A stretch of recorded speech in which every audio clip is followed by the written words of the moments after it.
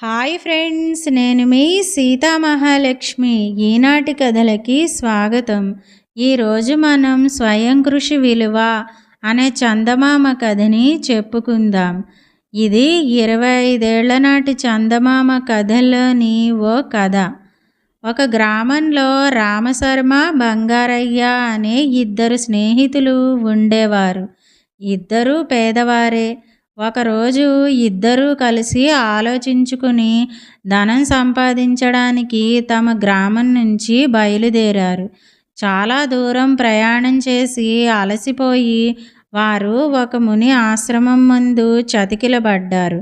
ముని వారి సంగతి అంతా అడిగి తెలుసుకుని ఇలా అన్నాడు: నాయనలారా, నేను ఎంతో కష్టపడి ఎన్నో విద్యలు సాధించాను. మీలో ఒకడు బ్రాహ్మణుడు. బ్రాహ్మణుడికి ధనం మీద వ్యామోహం తగదు. జ్ఞానం సంపాదించి దాన్ని 10 మందికి పంచి ఇచ్చి పేరు ప్రఖ్యాతులు తెచ్చుకుంటే బ్రాహ్మణ జన్మ సార్థకమవుతుంది. రెండవవాడు వైశ్యుడు. కాబట్టి అతను వ్యాపార రహస్యాలన్నీ నా వద్ద నేర్చుకుని ధన సంపాదన చేయవచ్చు. వ్యాపారం ధనం సంపాదించడానికి మాత్రమే గాక ప్రజాసేవకు కూడా ఉపయోగపడుతుందని గ్రహించిన వాడే అసలైన వైశ్యుడు అన్నాడు.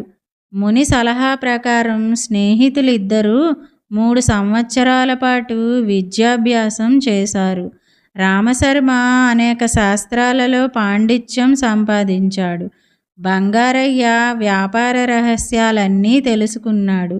ఈ జ్ఞానంతో రామశర్మ రాజుగారి వద్ద ఆస్థాన పండితుడు అయ్యాడు. బంగారయ్య వ్యాపారంలో అభివృద్ధి సాధించాడు. 4-5 సంవత్సరాలు గడిచి గడవక ముందే ఇద్దరూ సంపన్నులయ్యారు. కాలం గడిచింది. రామశర్మకు కృష్ణశర్మ అనే కొడుకు కలిగాడు. కానీ ఆ కొడుకు గురించి రామశర్మకు బెంగ పట్టుకున్నది. ఎందుకంటే వాడు చాలా పెంకివాడు. వాడికి చదువు మీద ఏమాత్రమూ ఉత్సాహం లేదు. అస్తమానము ఆటలతోనూ అల్లరితోనూ కాలక్షేపం చేసేవాడు. తన కొడుకు తనంతవాడు కావడానికి రామశర్మ చేసిన రకరకాల ప్రయత్నాలు కొంచెం కూడా ఫలించలేదు. ఇంతలో ఒక వింత జరిగింది. రామశర్మ ఒకనాడు విద్యార్థులకు కొన్ని శ్లోకాలు బోధిస్తున్నాడు. అవి చాలా కఠినమైన శ్లోకాలు కావటం చేత విద్యార్థులు వాటిని గ్రహించలేకుండా ఉన్నారు. చెప్పినదే చెప్పి నోరు నొప్పి పుట్టి రామశర్మ కాసేపు విశ్రాంతి తీసుకుందామని లోపలికి వెళ్ళాడు. తండ్రి శిష్యులకు పాఠం చెప్పడానికి పడుతున్న శ్రమ కృష్ణశర్మ గమనిస్తూనే ఉన్నాడు. తండ్రి లోపలికి వెళ్ళగానే అతను వచ్చి తండ్రి కూర్చునే ఆసనం మీద కూర్చుని తానే పాఠం చెప్పడం మొదలుపెట్టాడు. చిత్రమేమిటంటే రామశర్మ నోట వింటే అర్థం కాని శ్లోకాలు కృష్ణశర్మ నోట వింటుంటే విద్యార్థులకు మరింత తేలికగా అర్థమయ్యాయి. లోపలి నుంచి తిరిగి వస్తూ రామశర్మ ఆ దృశ్యం చూసి ఆశ్చర్యపోయాడు. తన కొడుకు తెలివి తక్కువవాడు కాడు. వాడి జ్ఞాపక శక్తి కూడా గొప్పది. చదువుకుంటే వాడికి అవలీలగా ఎంత చదువైనా వస్తుంది. రామశర్మ ఈ మాటే అంటే కృష్ణశర్మ ఎందుకు చదువుకోవాలి అని అడిగాడు. 10 మంది చేత గౌరవం పొందాలన్నా ధనం సంపాదించాలన్నా విద్య చాలా అవసరం. ఇది నువ్వు ఎంత త్వరగా గ్రహిస్తే అంత మంచిది అన్నాడు రామశర్మ. మహాపండితుడు కొడుకునని అందరూ నన్ను గౌరవిస్తారు. బ్రాహ్మణ్ణి గనక పూజిస్తారు. ధనవంతుడు కొడుకును ఇంక సంపాదించేదేమిటి అని కృష్ణశర్మ అడిగాడు. కొడుకు బుద్ధి రామశర్మకు అర్థమైంది. దాన్ని మార్చటానికి ఏం చెయ్యాలా అని ఆయన ఆలోచిస్తూ ఉండగా ఆయన ఇంటికి బంగారయ్య వచ్చాడు. ఇద్దరూ కలుసుకుని మాట్లాడుకోవటంలో బంగారయ్య కూడా తన కొడుకు గురించి ఇలాగే బాధపడుతున్నట్టు బయటపడింది.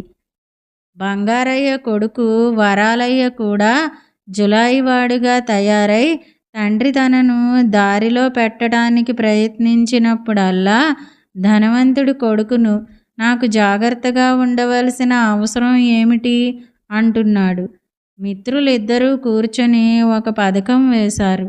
ఆ పథకం ప్రకారం బంగారయ్య తన కొడుకును రామశర్మ ఇంట వదిలి తాను భార్యతో సహా వ్యాపారం మీద నగరం విడిచి వెళ్ళిపోయాడు. వెళ్ళేటప్పుడు ఆయన తన కొడుక్కు సేవలు చేయటానికి 2 సేవకులను పెట్టి వెళ్ళాడు. కృష్ణశర్మకు వరాలయ్యకు మంచి స్నేహం అయింది. ఇద్దరూ ఒకే రకం మనుషులు. వరాలయ్య సేవకులు కృష్ణశర్మకు కూడా సేవలు చేస్తూ ఉండేవాళ్ళు. 2 నెలలు గడిచాయి. రామశర్మ ఒకరోజు వరాలయ్యను పిలిచి, మీ నాన్న డబ్బు కావాలని కబురు చేశాడు. మీ ఇల్లు అమ్మి డబ్బు పంపించు అన్నాడు. వరాలయ్య పట్టించుకోలేదు. మరో నెల గడిచింది. ఒక రోజున రామశర్మ వద్దకు ఒక మనిషి వచ్చి, బంగారయ్య గారి ఓడ మునిగిపోయింది. దానితో పాటు బంగారయ్య, భార్య, వారి సంపాదన యావత్తు మునిగిపోయాయి. నేను ఆయన్ను కసప్రాణంతో ఒడ్డుకు తెచ్చి మా ఇంటికి చేర్చాను. కానీ ఆయన బతకలేదు అని చెప్పాడు. ఈ మాట విని ఏడుస్తున్న వరాలయ్యను రామశర్మ ఓదార్చాడు. కానీ ఆయన ఒక్క విషయం వరాలయ్యతో స్పష్టంగా చెప్పాడు. నేను మీ తండ్రిలాగా వ్యాపారస్తుణ్ణి కాను. నిన్ను పోషించడం నాకు సాధ్యం కాదు. అందుచేత నీ దారి నువ్వు చూసుకోవలసిందే అని. వరాలయ్యకు పౌరుషం వచ్చి రామశర్మ ఇంటి నుంచి వెళ్ళిపోయాడు. కానీ అతనికి తలదాచుకునే చోటు ఎక్కడా దొరకలేదు. తిండి కూడా ఎవరూ పెట్టకపోవటం చేత వరాలయ్య అభిమానం చంపుకుని తిరిగి రామశర్మ ఇంటికే వచ్చి భోజనం పెట్టమన్నాడు. రామశర్మ అతనికి భోజనం పెట్టాడు. కానీ ఇలా ఎంతో కాలం జరగదని చెప్పాడు. ఈ మాట విని కృష్ణశర్మకు కోపం వచ్చి, స్నేహితుడి కొడుకును కష్ట సమయంలో ఆ మాత్రం ఆదరించలేరా అన్నాడు.